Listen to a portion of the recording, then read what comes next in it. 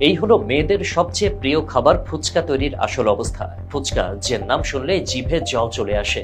School কলেজের আড্ডা হোক বা বন্ধুর সাথে ট্রিট কিংবা প্রেমিক প্রেমিকার বিকেলের দেখা, ফুচকা যেন আবশ্যক। বিশেষ করে মেয়েদের কাছে তো ফুচকা মানেই সুখের উৎস। কিন্তু এই সুখের উৎসের পেছনের দৃশ্য যদি একবার দেখে ফেলেন, তাহলে হয়তো জীবনে আর কখনো এই খাবারের দিকে ফিরেও তাকাবেন না। চোখে সর্ষে তেল লাগিয়ে বলছি না, বরং বাস্তব চিত্রটাই তুলে ধরছি। দেশের আনাচে কানাচে ছড়িয়ে থাকা ফুচকার অধিকাংশ কারখানার অবস্থা ভয়াবহ। সাধারণ একটা ভাঙাচোরা ঘরের ভেতরেই বানানো হচ্ছে হাজার হাজার ফুচকা।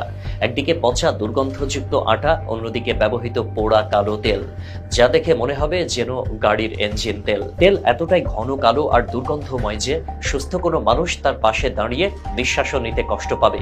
তবুও তাতে ভাজা হচ্ছে ফুচকা প্রতি মুহূর্তে। আর শুধু তাই নয়, যেসব কর্মীরা সেখানে কাজ করছেন তাদের শরীর থেকে গলগলিয়ে পড়ছে ঘাম। গ্লাভস বা হাইজিনের কোনো বালাই নেই। ঘামে ভেজা হাতে খালি গায়ে তারা রুটি বেলছেন। এক কর্মীর ঘাম ফুচকার উপর ঝরছে, অন্যজন ধুলাবালিতে মাখা মেঝেতে রুটিগুলো এমনভাবে ছড়িয়ে রেখেছেন যেন সেগুলো ফুচকা নয়, মাটির কোনো গয়না তৈরির পদ্ধতি চলছে। ফুচকার রুটিগুলো মেঝেতে পড়ে থাকলেও কেউ তা তোলার প্রয়োজন মনে করেন না। সোশ্যাল মিডিয়ায় মাঝে মধ্যেই চোখে পড়ে কিছু ভিডিও।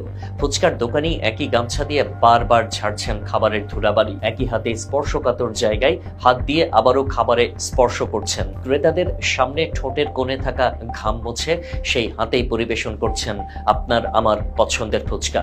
ভাবুন তো, আমরা আসলে কি খাচ্ছি? দেশের নানা প্রান্তে এমন পরিস্থিতি।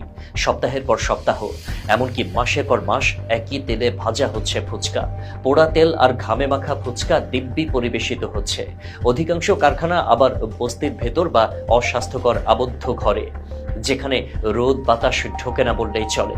দুর্গন্ধ আর নোংরার এই রাজ্যে তৈরি হচ্ছে আমাদের প্রিয় মুখরোচক খাবার। আর এখানেই শেষ নয়, খোলা মাঠ, স্কুল কলেজ প্রাঙ্গণ কিংবা ফুটপাত, প্রতিটি স্থানে ফুচকার জমজমাট ব্যবসা।